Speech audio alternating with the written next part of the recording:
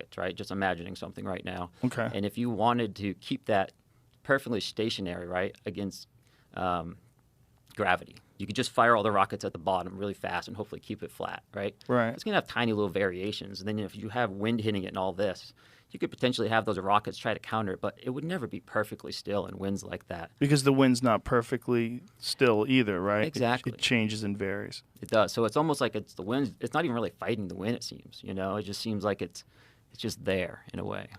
Wow. So the first time you see these things, what are your thoughts?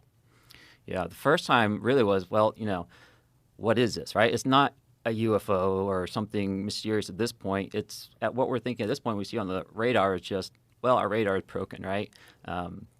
These perhaps don't represent physical objects yet because we hadn't, you know, visually seen these or seen them on our camera yet.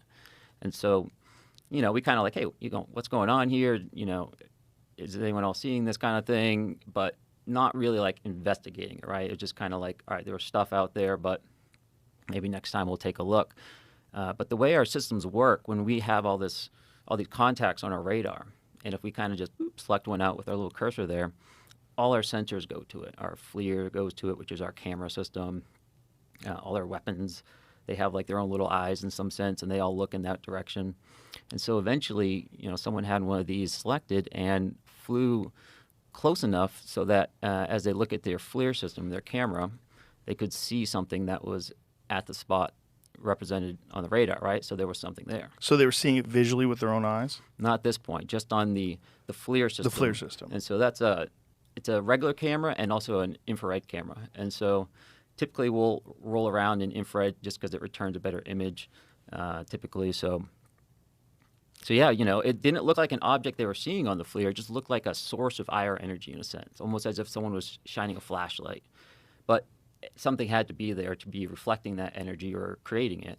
So at this point, to answer your question, now we're like, okay, this isn't just an error in our radar. This is perhaps, you know, we're thinking this is real. We have to really respect this as like a safety hazard now.